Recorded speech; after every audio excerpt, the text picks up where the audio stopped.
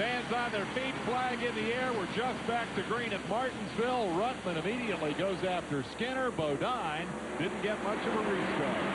And Bodine, the NASCAR officials did put Ruttman in second spot and Jeff Bodine back in the third spot. They checked the replay tapes that we had and said that, in fact, Joe Ruttman was in front when the caution flag displayed the lap preceding. In the trucks, they don't race back to the line as they do in Wisconsin.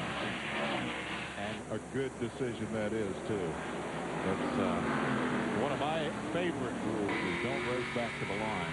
And we can see that Jeff Bodine, let's see just how many laps it takes him to catch Ruttman and how long it takes him to get by the Joe Ruttman vehicle will probably determine whether he's going to win the race or not. There's Mike Bliss, Johnny Benson. That's a good battle. It's a separate battle. The lead three have gotten away.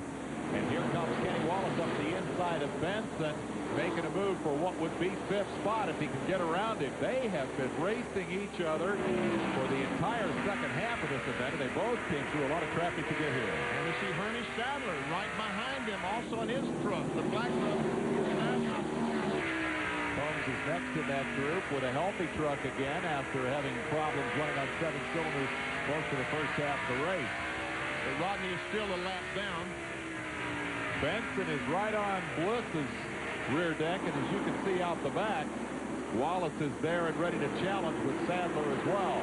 Bodine, meanwhile, has reeled in the top two and is ready to make a move on Ruttman, perhaps within the next couple of laps. Benson looking to the inside on Bliss.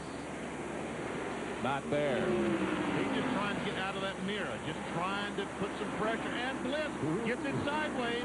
Almost gave the run that Benson in, and here comes the 90 truck, the Red Dog truck of Kenny Wallace on the outside.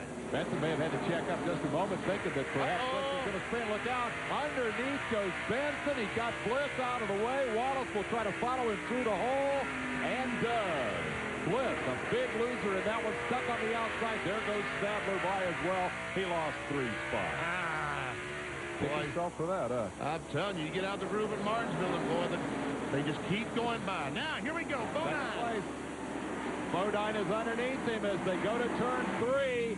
He's got the shot as Ruttman takes over second spot. Jeff Bodine does what we anticipated he might manage immediately after the restart. Instead, he fell back quite a ways. 10-12 truck lengths. Took him a while to run him back down. Now Bodine is second of the question. Benny Parsons, can he catch and can he pass Mike Skinner? Well, I think that Richard Childress and Will Lind and Rich Burgess, the crew, just told Mike Skinner, Jeff Bodine is coming. If he's got anything, now's the time to use it. We've got trouble up in turn 3 and 4. Looks like Kenny Allen has gone around, and Michael Dokken again. Look out, Michael. The leaders are coming. Yellow is out. Ooh. Man. Both guys trying to spin the truck around and get it going the right direction, and they were doing all that right in front of the leaders, which has brought out the yellow. Dokken apparently got into Allen to trigger that. Wow. But still going on. Allen hasn't stopped yet. We'll be right back.